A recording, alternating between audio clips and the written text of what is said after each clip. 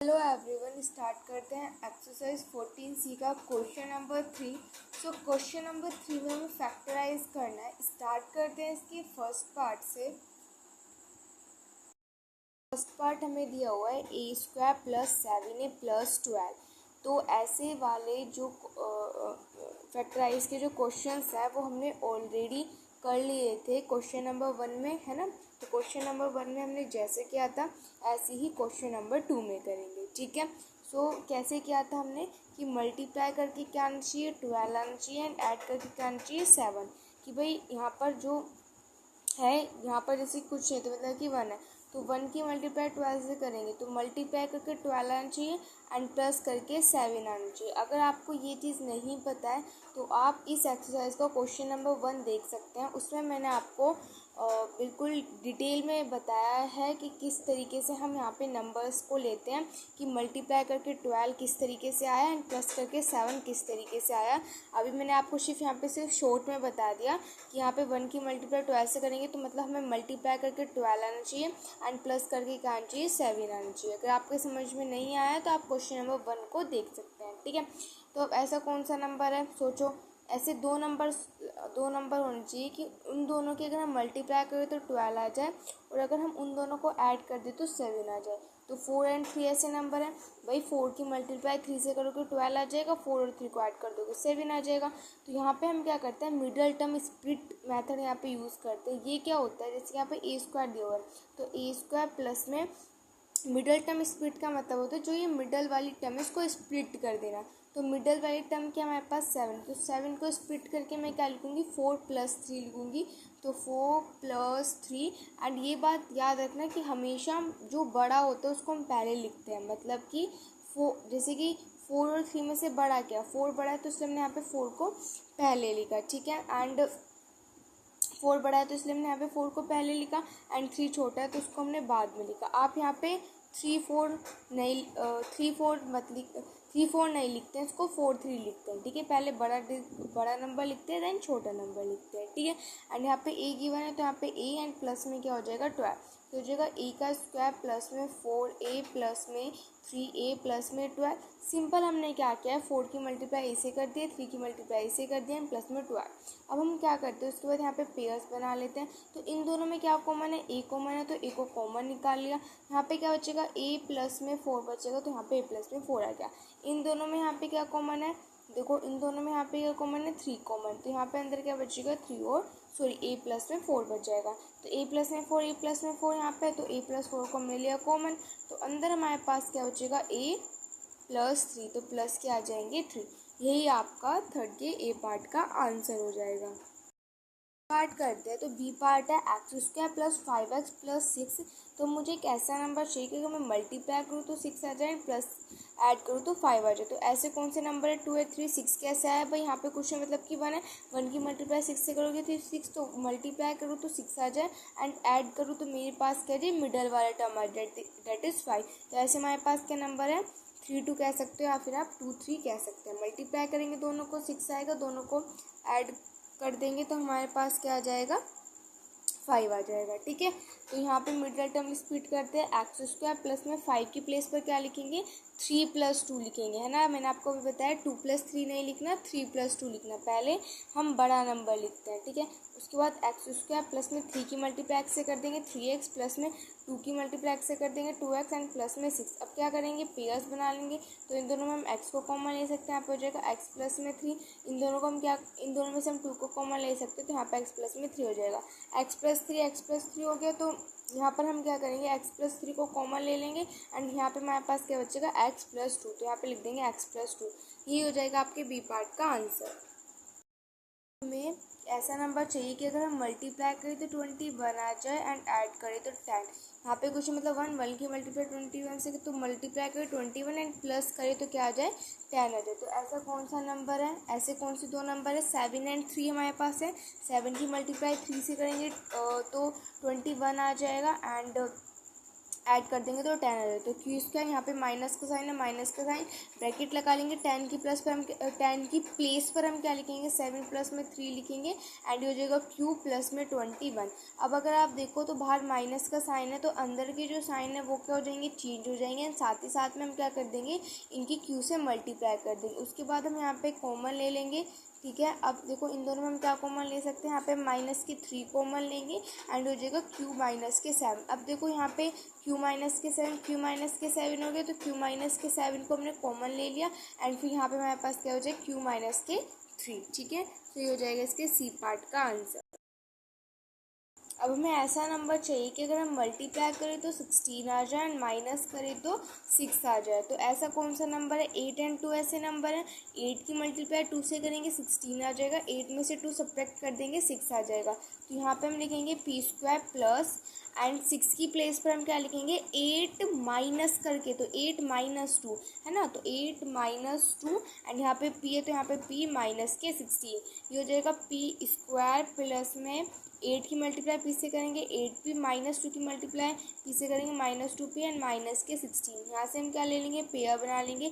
सो इनमें से हम क्या कॉमन ले सकते हैं, p को कॉमन ले सकते हैं। तो यहाँ पर हमारे पास बच जाएगा p प्लस में 8 आ जाएगा। इन दोनों में से हम क्या कॉमन ले सकते हैं, 2 को कॉमन ले सकते हैं। यहाँ पे क्या आ जाएगा, देखो यहाँ पे हमने माइनस का कॉमन लिया है तो यहाँ पे इसका साइन चेंज होकर प्लस का हो जाएगा, तो प्लस का 8 हो जाएगा। क्यों, क्योंकि 2 के टेबल में 16 8 टाइम आता है ना, तो यहाँ पे 8 हो जाएगा, ठीक है। अब देखो यहाँ पे भी p प्लस में 8 है, यहाँ पे भी p प्लस में 8 है, तो कॉमन p प्लस 8 को हमने लिया है यहाँ पर कॉमन, तो अंदर हमारे पास क्या बच जाएगा, यहाँ पे p माइनस के 2, यहाँ पे लिख देंगे p माइनस के 2, ये हो जाएगा आंसर।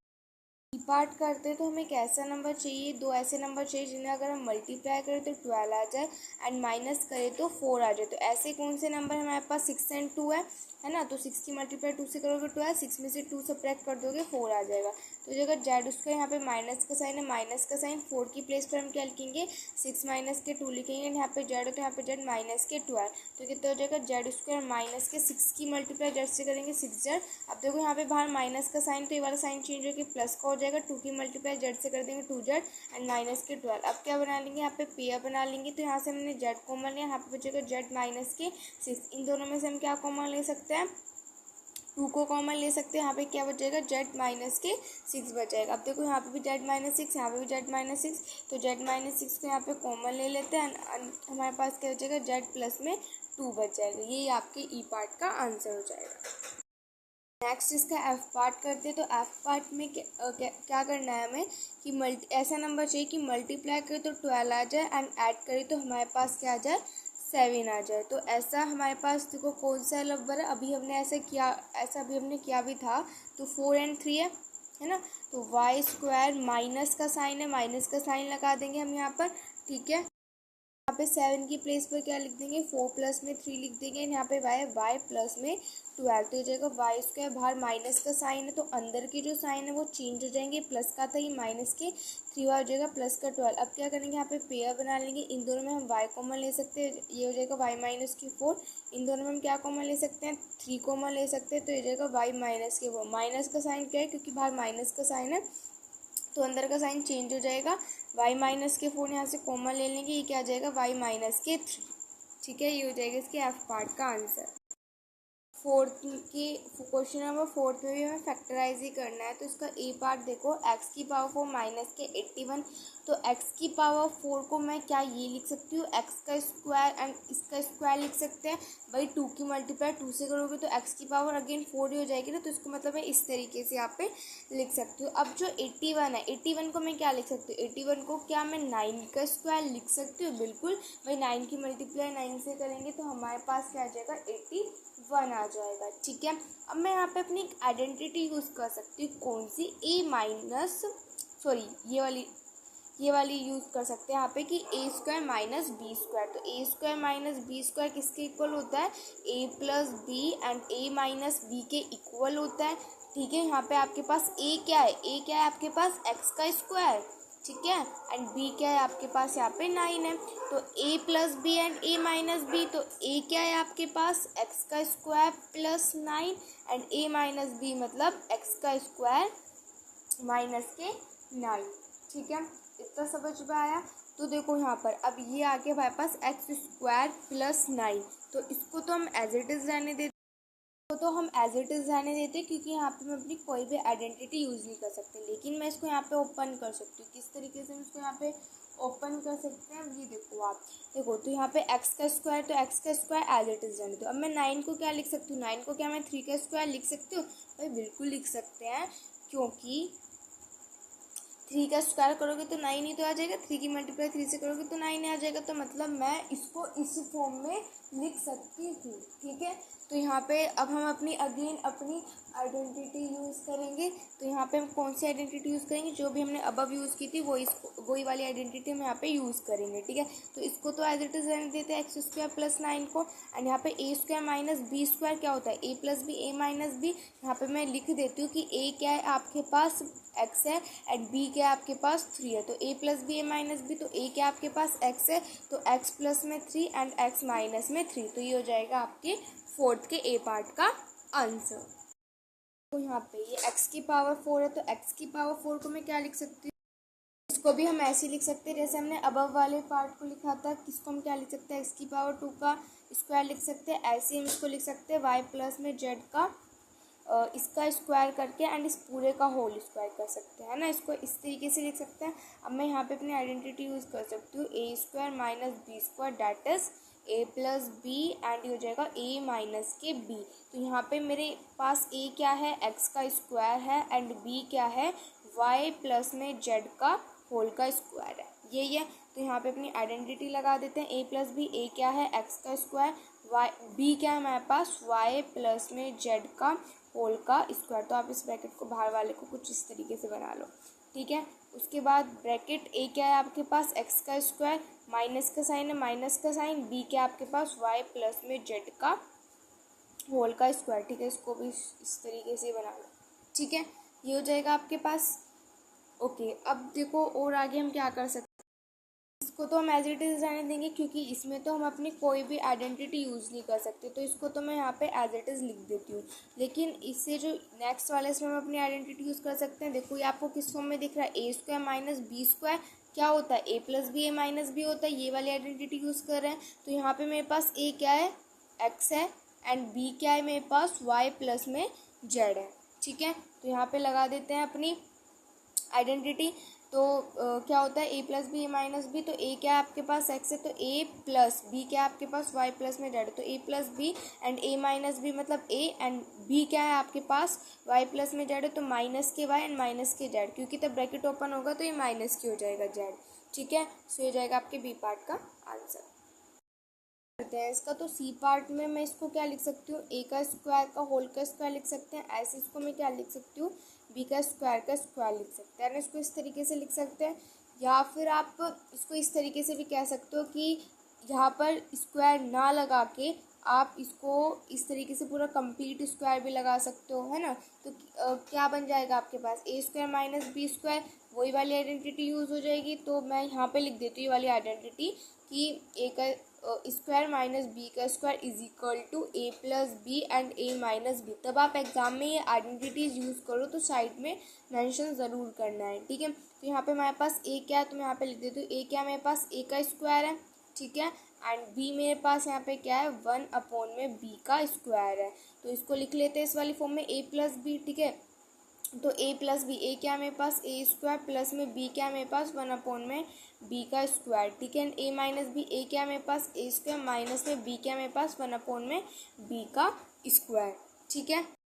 इसमें तो हम कोई भी अपनी आइडेंटिटी यूज़ नहीं कर सकते, तो इसको तो हम एज इट इज़ लिख देते हैं। लेकिन इसमें हम नेक्स्ट वाले में अपनी यूज़ कर सकते हैं। ये अगेन हमारे इस तरीके से बन गया a² - b का स्क्वायर। देखो आप इसको इस तरीके से समझ सकते हो कि इस स्क्वायर को यहाँ पे ना लगा के मैं इसको किस तरीके से लिख सकती हूँ। चलो मैं यहाँ पे लिख के दिखा देती हूँ कि ये हो जाएगा a² प्लस में 1/b का स्क्वायर। ये तो मैंने यहाँ पे एज इट इज़ लिख दिया। अब मैं इसको किस तरीके से लिख सकती हूँ, a का स्क्वायर माइनस में 1/b का होल का पूरे का स्क्वायर कर देंगे, है ना। इसको इस तरीके से लिख सकते हैं, भाई a का स्क्वायर करोगे तो a का स्क्वायर आ जाएगा, -1 का स्क्वायर करोगे तो 1 ही आएगा, b का स्क्वायर करोगे तो b का स्क्वायर। तो इसको इस फॉर्म में लिख सकते हैं। तो यहाँ पे अपनी आइडेंटिटी यूज़ कर सकते हो ये वाली, तो वही है देखो इसको तो हमने एज इट इज़ लिख दिया यहाँ पे, तो A square minus B square बन रहा है, तो क्या होता है A plus B minus B. And यहाँ पे हमारे पास इसके लिए ए क्या है, यहाँ पे ए जो है वो ए है, एंड बी क्या है यहाँ पे हमारे पास 1/बी है। ठीक है, तो ए प्लस बी, ए क्या मेरे पास ए है, तो ए प्लस 1/बी एंड ए माइनस 1/बी। ठीक है, ये हो जाएगा इसके सी पार्ट का आंसर।